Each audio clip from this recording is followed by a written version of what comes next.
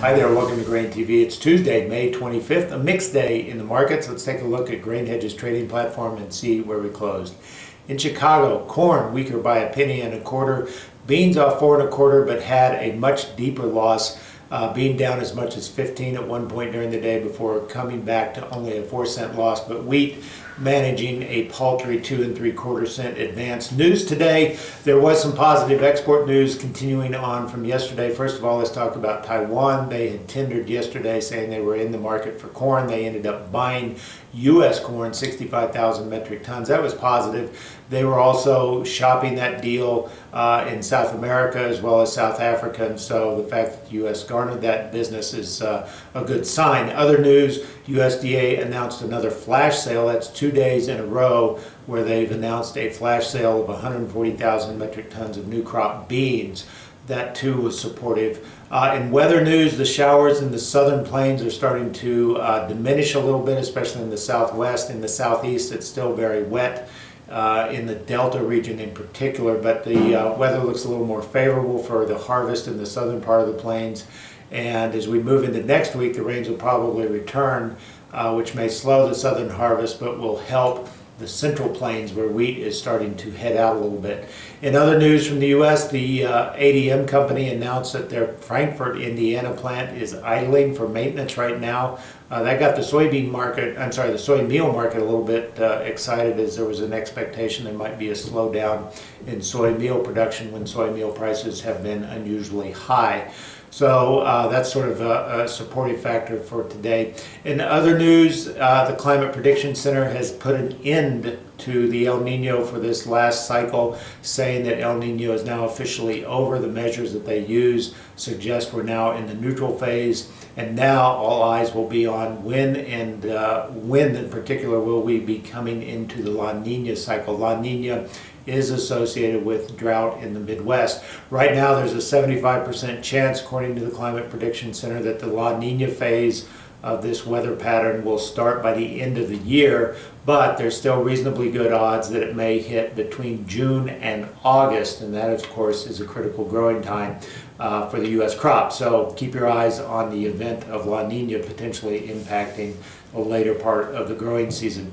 Let's switch gears and talk about the U.S. dollar index. The U.S. dollar has been recovering off of the lows from around May 1, and especially here in the last few weeks as we've gotten more confident that the Fed is going to raise interest rates. If we look at the U.S. dollar index, we go back to March when the dollar index was 98.5, and over that 2-month period from March 1 to May 1, we shed quite a bit in the U.S. dollar index, going down to 92.4. Now, that was a key driver of the grain market rally. I'm not saying it's the only factor, but it has definitely been supportive. And so as we turn the other way and start to move higher, you've got to wonder if that's going to take some of the steam and potentially push grain prices down. So just to see where we're at today versus where we were March 1, let's take a look at U.S.'s competitive situation to our neighbors to the south in South America. And if we looked in the right-hand column here, this is March 1, the spread between U.S.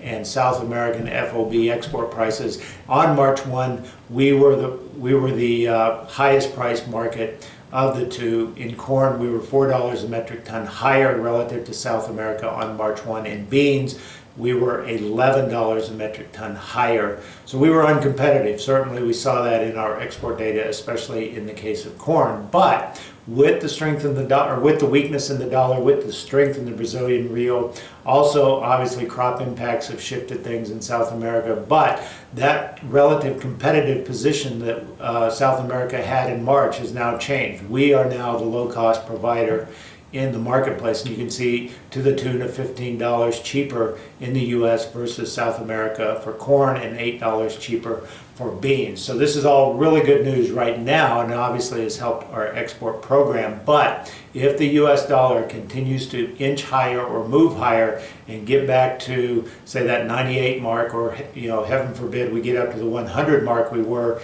in January, that may change a lot of this price upside that we've had, and may really push us down to the lows we saw last January. So keep that in mind, that yes, things are changing and things are better than they were, but the US dollar could be a game changer as we get further along into this cycle. That's all we got for today on Grain TV. As always, feel free to visit us online at grainhedge.com and learn about how we can help you in your own grain marketing situation. As a GrainHedge trading client, you'll get our technical alerts email first thing every trading day. Technical Alerts is a powerful system that generates quality trading opportunities. Each trading opportunity shows a chart and analysis providing clear price targets and risk potential. Technical Alerts look at historical chart formations and compare the current environment to the past to form concrete trading recommendations. The commodities covered by Technical Alerts includes grains, livestock, crude oil, currencies, bonds, and metals. Start your trading day with the most powerful insight into market direction and improve your trading today. Sign up at grainhedge.com to become a client.